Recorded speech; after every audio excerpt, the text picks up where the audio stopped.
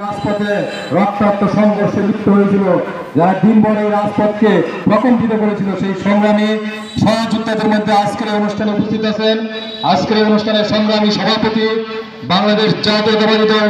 গাজীপুর কৃষক দল গাজীপুর জেলা শাখার সংগ্রামী সিনিয়র যুগ্ম আহ্বায়ক যারা মাহবুবুর রহমান। আমাদের মাঝে আজকে উপস্থিত আছেন গাজীপুর জেলা শাখা কৃষক দলের বিপ্লবী সদস্য সচিব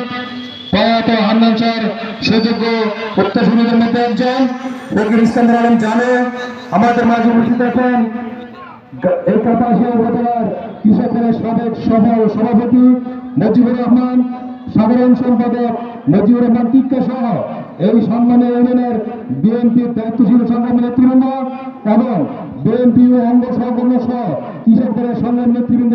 সবাইকে বাংলাদেশ জাতীয়তাবাদী কৃষক দল ঢাকা মহানগর দক্ষিণ এবং আমার সংগ্রামী রাজনৈতিক অভিভাবক বাংলাদেশ জাতীয়তাবাদী কৃষক দল কেন্দ্রীয় সংসদের বিপ্লবী সভাপতি জননেতা জনাব হাসান জহির এবং সংগ্রামী সাধারণ সম্পাদক জনাব শহীদুল ইসলাম বাবুল এবং এই গাজীপুরের কৃতি সন্তান তথা এই কাপাসিয়ার কৃতি সন্তান প্রয়াত হান্নান স্যার সুযোগ্য উত্তরসূরি এই কাপাসিয়ারই আগামী বিএনপির কর্ণধার, যার হাতে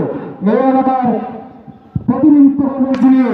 জাতীয় সংসদে সে আমাদের সুযোগ্য নেতা শাহরিয়াতুল আলম জিয়াদ ভাইয়ের পক্ষ থেকে সবাইকে আন্তরিক অভিনন্দন শুভেচ্ছা দেয়। প্রিয় ভাইরা, প্রিয় ভাইরা, আপনারা নিশ্চয় লক্ষ্য করেছেন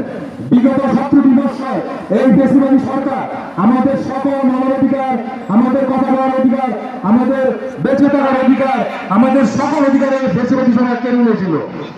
কিন্তু এই কেড়ে নিয়ে আমাদের সকল মানবাধিকারগুলো কেড়ে নিয়ে সে বেশি দিন আর থাকতে পারে না। এটি পৃথিবীর কোনো ইতিহাসই বলে না কোন জুলুমবাজ সরকার বেশি দিন ক্ষমতায় এভাবে জুলুম করে টিকতে পারে না, এবং বাংলাদেশের প্রেসিডেন্টের মহারানী তারই প্রমাণ। আপনারা নিশ্চয় জানেন 1757 সালে পলাশির প্রান্তরে যখন নবাব সিরাজউদ্দৌলার সেই করুণ পরিণতি করুণভাবে তাকে পরাস্ত করা হয়েছিল, তাকে নির্মমভাবে হত্যা করা হয়েছিল, তখন সেই সিরাজউদ্দৌলারই খাওয়া ফাঁসি দিব বলছে আফসোস করে বলেছিল, যদি জানতাম সিরাজ বড় হয়ে একদিন আমার মাথা হাতে কারণ হলে তাহলে শিশুপুত্র সিরাজকে প্রভাব চক্রের হাসপাতালে দিয়ে করতেন না। এবং সেই ধারাবাহিকতায় বাংলাদেশের সেই মধ্যবর্ষী বেগম তিনিও হয়তো বলতেন যে যদি জানতাম যে এই ছাত্র জনতা একদিন আমার ক্ষমতা ভোটের কারণ হয়ে দাঁড়াবে তাহলে এই সকল ছাত্র জনতাকে আমি খুন করে কিংবা হত্যা করতে অতটুকু বিচার করতাম না। কিন্তু আমরা আপনারা নিশ্চয় জানেন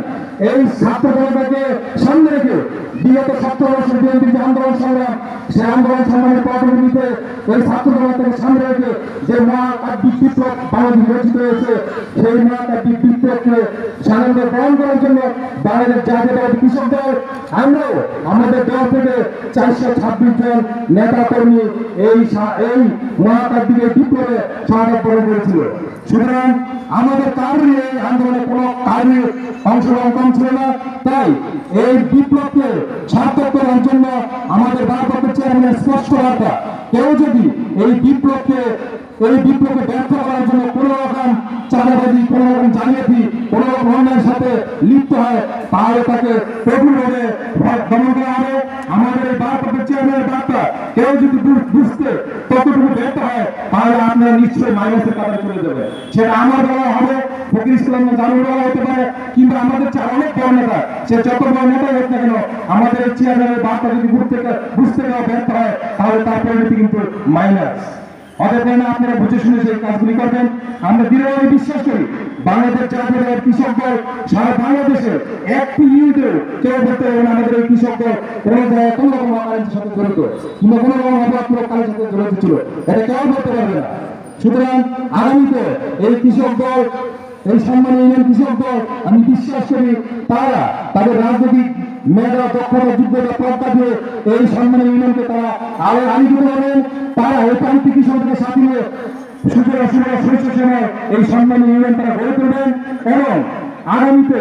আমাদের যে জাতীয় নির্বাচন আসছে সেই নির্বাচনে এই জাতীয়তাবাদী কৃষক দল বিএনপির সাথে থেকে আমাদের শাহরিয়াতুল আলম জিয়াদ ভাইয়ের হাতকে তারা শক্তিশালী করবেন। সেই সাথে আমাদের ভারপ্রাপ্ত চেয়ারম্যান জনাব তারেক রহমান এবং আমাদের দেশনেত্রী প্রাণপ্রিয় দেশনেত্রী বেগম খালেদা জিয়ার হাতকে তারা শক্তিশালী করবেন, সেই প্রত্যাশা আমি রাখছি।